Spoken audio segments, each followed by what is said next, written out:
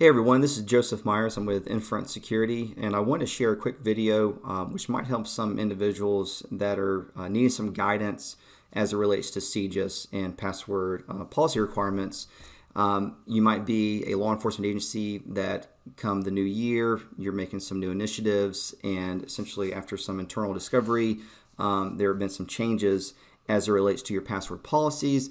You're looking for a password policy filter engine essentially to help you enforce actual stronger password policies than what Microsoft can do.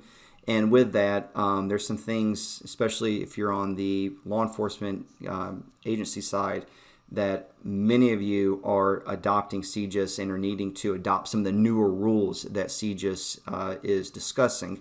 So I figured whether you're a customer of ours for the last 15 or 20 years, or you've just stumbled upon us for the first time during some initial research, I kind of want to guide you guys to our website. And the reason for it is this. So nfrontsecurity.com, that is us. Under our products, the nFront password filter, if we jump over here, I kind of want to guide you to this. So download trial, whether you're an existing customer, you want to download the latest copy, or you want to test our software for the first time, I highly recommend downloading the software. It is a full working copy of our latest Platform 7. Those that are new customers, they'll get a 30-day trial. We highly encourage you guys to run POCs, to really put our software through the paces, to really see the value that we bring with helping you guys create stronger, safer password policies. So really, if you guys need to get something like this, you're not using anything, and you're starting to do your research, definitely give it a download, install it. It is very, very easy to do. It takes a matter of moments to get the software installed. And once we do that, let's jump into my little test environment here to take a look at what these CJIS policies look like, because there's two. There's a basic and an advanced. But where would I go? Once I know this information, where do I go? Where do I click the button, so to speak? So I'm going to start here first, and this is going to be under the default Microsoft policy. Just so you know, nFront runs as an added layer of security. You will still have your default Microsoft password policy in place, and there'll be a few things that you'll configure here. We ask that you essentially kind of tone it down and let nFront do all the heavy lifting, but there are some elements that we'll need to configure if you guys are going to be moving towards CJIS and adopting this for your organization. So with all that being said, there's two standards here, a basic and an advanced.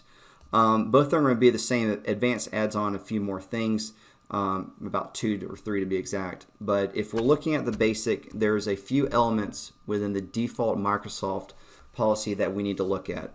One's going to be setting the password expiration to 90 days. And then the next one is going to be what's the password history, to not use the previous 10 passwords. So it can't be the identical previous 10 that you've used. Essentially, that is where that needs to be selected. And that's really it. That's just for right now. That's where we want to kind of make those changes. Everything else we're going to do within the nFront policy. So right now, I'm at our default policy configuration page. The platform I'm using is our multi-policy edition. That is, I will say, our most popular edition filter that we offer. The reason for it is it allows up to 10 password policy configurations that you can deploy within your environment.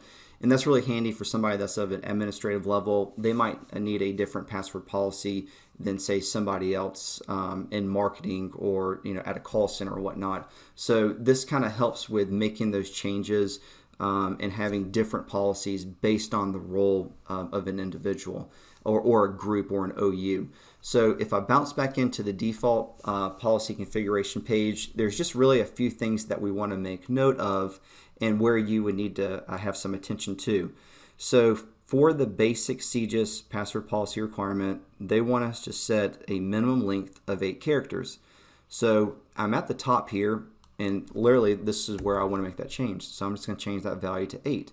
Everything else is actually going to be down here at the bottom, and it's going to pertain, we do not want to use the same user ID, essentially the same username, and we want to use, we do not want a password to have dictionary words or proper names, kind of like common terms type stuff. And that is also something that we do A lot of people that are looking for a password filter engine for the first time, those are the really must-haves. I want to be able to do dictionary scanning, and I want to do blacklisting of common words, and that's something that we do offer. That's a function that you can turn on here. We provide you with a dictionary. You can fully customize it, and we highly encourage you to do so. We can even take it a step further. If you guys are on the web, you have a website, we have a tool that can actually scan your site and grab in collectively special terms or special words that are unique to your industry and compile that into a purpose-built dictionary for your organization. So if that's something that, hey, I know we have out of the box, we're getting a dictionary, but I know we need to add on a bunch of localized internal knowledge. We don't have the time or resources to really do that. Hey, Joe, can you just kind of turn on that service and run a scan on our site and kind of build us a custom dictionary? That is something we can do, and it is a very popular option for people that are overall looking to save time, but also to want to add in that customization there. But nevertheless, that's really where we need to pay our attention towards is they want dictionary scanning to be done within CJIS at the most basic level, and they definitely want to reject passwords that contain the username. Now, the other side of this is going to be the CJIS Advanced Password Standards. This is really closely modeled after NIST, to be honest with you. There's been a lot of buzz regarding NIST and password policy requirements. A lot of organizations and agencies are adopting this because really it's kind of pushing users towards the creation of passphrases, and it's definitely doing the dictionary scanning. But what they're doing is really taking it to the next level. They want, at the password change, that password to be scanned against known hacked or known compromised passwords. And with the CJIS Advanced Password Standard, that's something that they're also requiring. So really just for this, the advanced that is, there's two areas we want to take a look at. So the first one here, the minimum password length, we're going to want to up that to 20. Okay, so we're going to change that to 20, and then we'll go back down to the bottom, and we're looking to the following. We're looking to essentially check a password against a file of breached passwords. And what does that mean? So what that means is this. Our software, it is by design, we do not make external calls. We do not, nFront Password Filter does not call home to nFront, and it most certainly does not call out to third-party environments. And this is by design to help safeguard your organization and your network. So how is it that if we need to scan a password against known compromised passwords, well, how would you do that if you're not calling out? And we do that by the following. So you can go, and there's instructions within our guidebook here, but essentially you can go to the Have I Been Pwned database. They have files, and the one that we would want you to download is kind of actually outlined right here, as you can see, is essentially download the one that's in SHA-1 hashes in alpha order. So I think the version now is version 6 on their database. You download that file, you bring it locally into your environment, and then essentially you want to turn on this function.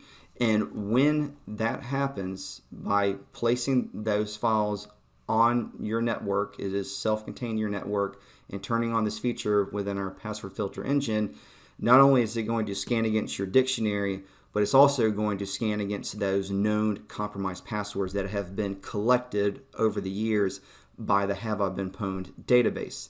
And that, by doing that, is checking off on CJIS's end, hey, we need you to maintain a list of banned passwords or compromised or passwords that have been obtained in past breaches. That is how you can hit those compliance markers, and the next time you guys have an audit, definitely get some more favorable results. So I hope this has been helpful, kind of walking through these, the basic and the advanced standards as it relates to CJIS. If you guys have any questions, certainly reach out to us. We're based out of Atlanta, Georgia. I'd be personally happy to answer any questions you have. My name is Joseph Myers, and we really appreciate your time and wish you all the best. Thank you. Bye.